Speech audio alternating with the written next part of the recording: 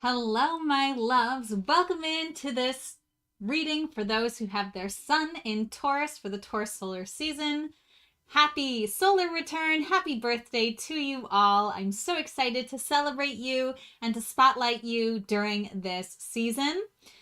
It is so amazing to learn all of the different archetypes and all the different energies of the zodiac and really to be able to celebrate them through these readings and through this system that I've developed. It's been a lot of fun for me and really helped me to understand the different archetypes in play in the personalities and relationships that I have with these energies in my life. So thank you for all of the earthy, grounded, determined, dependable, domestic energy that you bring to the zodiac story. I love this energy, this image of like this foot firmly planted on the ground, like I am here, come at me, like I got this. I'm fixed and I'm unchanging. And I really love dealing with the earthly realm, the physical nature of our reality. It's so concrete, it's so present, it's so tangible. And the Taurus energy really revels in the tangibility, the physicality of our existence. And that brings so much benefit to the rest of us and keeping us grounded, keeping us focused on what we can touch, what is physically there, and what we take a stand for. What is it that we are truly championing in our lives? This is what the Taurus energy represents to me. I love my Taurus tribe.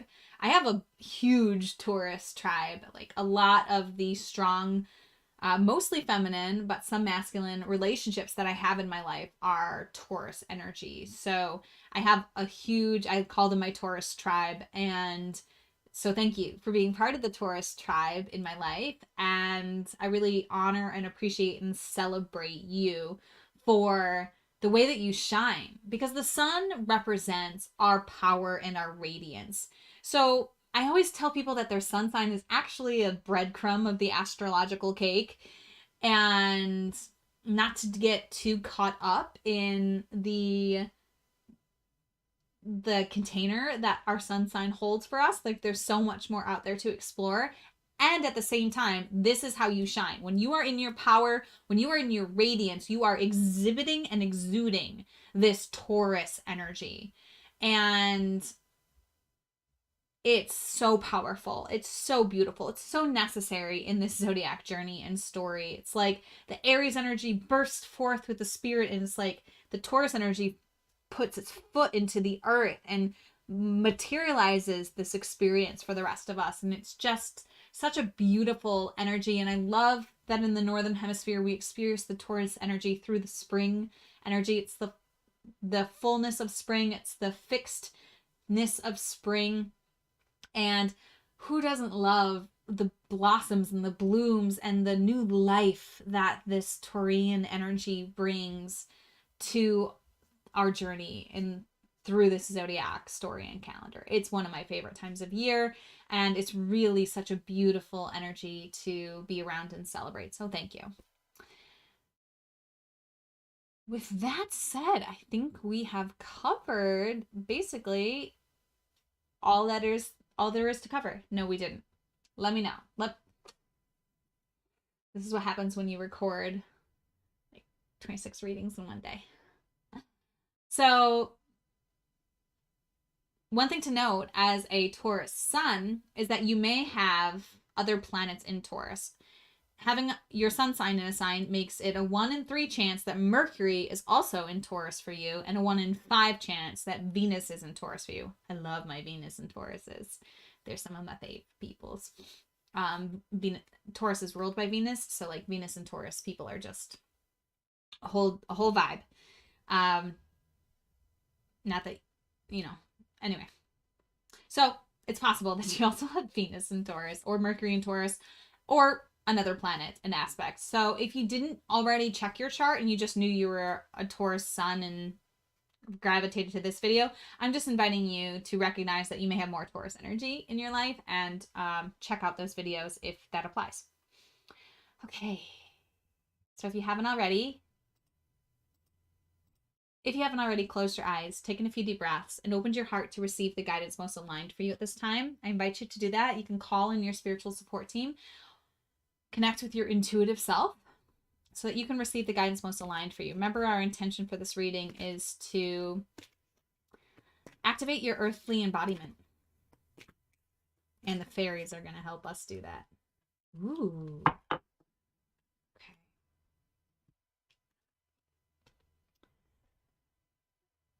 We got the dark moon. She was reversed.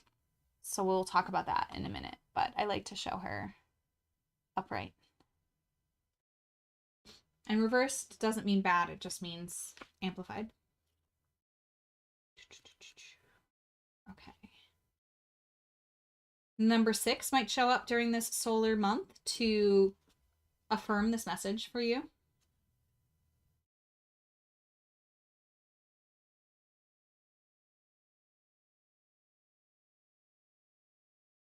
Okay. So this card may be interpreted as a menopause card for women, or one of seemingly bad news bringing about change as their moon times move to darkening. It is a time for understanding the frailties of the self and understanding the wisdom your years on this earth have taught you. Knowing that there is nothing that can be done at this time, knowing that you need to understand where you are responsible for the current situation, learning and taking ownership of responsibility will create freedom and new opportunities. Move through this and feel renewed, alive, and through your own personal evolution, and as though your own personal evolution is finally underway. It'll never be too late. The tests and subsequent wisdom will make this life here so worthwhile and will create your beautiful legacy for generations to come. You will rise up from this as the phoenix is reborn from the ashes, as the moon will wax and grow full once again. Have hope, but do spend time in contemplation. So the card themes are maturation, growing up, introspection, and knowing thyself. I had the guidance to just read the divination meanings, which is what I read for you, but my sun in Taurus is, I'm going to read the whole little painted picture that this deck offers for this card. This fairy being seems shrouded in deep contemplation. Crooked in the cradle of a darkening moon from the northern hemisphere perspective, a dark air of regret swirls about her. This sad being represents the darkening, the time when the self assesses and, like her, grapples with understanding our response to a real test. She feels withdrawn, very young, very childlike, raw, and untried. This is no failure of hers. She is facing the sadness that can lie within, asking the difficult questions. On her head curls the horns of the ram, showing she is a fiery being, one who has been brave and headstrong, and who for a time has stepped back to unfamiliar territory, that of the questioning of self. She is one of the few of her kind left, and her dilemma is that of feeling isolated and winnowed out, and being treated unjustly. She faces a quiet kind of extinction, and knows that whatever she chooses to do now will determine her fate. And so she takes this time to ponder, and to sit, and to understand before acting. She is both masculine and feminine, her horns indicating many years of being on earth as they are mature, thick, and heavily curling. She has survived on little over the years, and asked only to keep going. But now it seems she faces a real threat, and must take steps not only to survive herself, but to ensure that those like her continue on. From this dark time of deep contemplation, she will emerge and come out again into the world with strength, determination, and knowledge. She will flourish again. But for now, it is a time of the dark night of the soul, and is necessary and good, for of it wisdom will be born, and her kind will live wild and free once again. Wow. The reversed meaning of this says that it's basically the same, except there may be this feeling that this time of contemplation and testing is endless and will never end. This is not true. It is not forever, but it is now. It is best at this time to actively embrace the introversion, sift through the memories, explore your past, understand your patterns, and identify the threats to your existence, happiness, and true self-flourishing.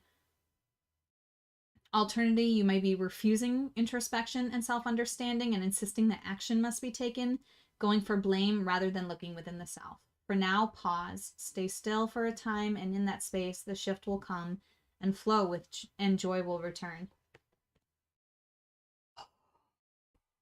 Taurus suns, I love you. I feel for you. I'm here for you. This is a beautiful card and a beautiful time for you, even though it feels like it probably doesn't feel like that for you. Thank you for going through this. Thank you for the introspection. Thank you for the awarenesses that are coming through. So we're talking about how to get more earthy, right? And here is this beautiful being really contemplating her presence here on Earth and her experiences here on Earth. It feels to me that working with the moon is really powerful for you. And obviously going to nature for contemplation and introspection, really important. So recognize that in order for you to shine, in order for you to stand in your radiance and in your vibrancy, there needs to be this time of darkening. There needs to be this time of the dark night of the soul, which is the spiritual term for going through a deep wounding and teasing out the blessings from it, the understandings of it, the knowledge that it is offering you, and the inspirations that are coming through for you to move forward. And this card is definitely not one of action at this time. It is one of contemplation. And one of the things that I think is really unfortunate about the way we celebrate birthdays in our society is that we typically celebrate them with other people. Like, we're expected kind of to allow other people to celebrate us on our birthdays. And what I find in my solar return is that I really want to go within. I really want to spend time with myself. It's my personal new year. It's my time to look at the past year and to set my intentions for what I want the new year to bring. And so this is very much the energy that I'm feeling for you. It may be that you want to say, you want to keep your birthday celebrations to a minimum. It may be that you want to, celebrate you by having an internal experience and doing what you want to do without anybody else, because that really feels from this card what you're being called to. And I would say the more you can make it with nature and about nature, the better. Because the whole intention of this reading is how you can embody the earthy energy. And I would also say that the earth has messages for you, that through watching nature, through watching cycles, through watching, the water or the trees as they bloom or the animals as they frolic, there's messages there for you that can help you navigate through this inner world and in introspection. As you look within, you can also look without to the natural world and find some solace and some answers there. I really was trying to keep these readings short and succinct. And my sun in Taurus is, I couldn't avoid the energy of this card. I really wanted to do it justice for you. Really wanted to acknowledge where you are and just hold space for you and celebrate this inner journey. I've been here. I've been in this spot, and I go in and out of it frequently. And I know what it's like to be in it and to feel like it's never going to end. So I just want you to know it will end, and you're going to come out of it a blossoming flower, but you might be a summer flower this year. You might not bloom until the summer season. It may just be that you're experiencing a different bloom cycle than you've experienced before. And that's necessary because there's something here for you to learn. You're not ready to bloom yet. If you bloomed now, you kind of get hit by a frost or something. Get the reference? So hopefully you have other Taurus energy that you can look at and get a different message and advice. I would also recommend that new moon solar eclipse reading that's relevant for you. So check out your rising sign and find the house that is Aries for you, because she has rams, Aries horns here in this picture, and she's sitting on a moon that's about to become a new moon. So you might need that message there, and that is some soul revealing content that I shared for those readings. So that might be part of what's shifting things for you and opening up awarenesses for you, and exposing you to a vulnerable expression and awareness. And I celebrate you for that, because humanity is kind of going through their dark night right now, and the more of us that can take the time to give ourselves this introspection and love ourselves through it, the more capable we are to support humanity in what humanity is going through on a collective level. Okay. Thank you. Thank you so much for this inner work. Thank you for your heart. Thank you for all that you bring to our lives, to my life. Please know that you are valuable, even when you are in this space, especially because you're willing to sit in this space and do this kind of work. I celebrate you and I love you, and I wish you a beautiful, happy solar return. As always, namaste. The universal light within me salutes and honors that universal light within you. Namaste.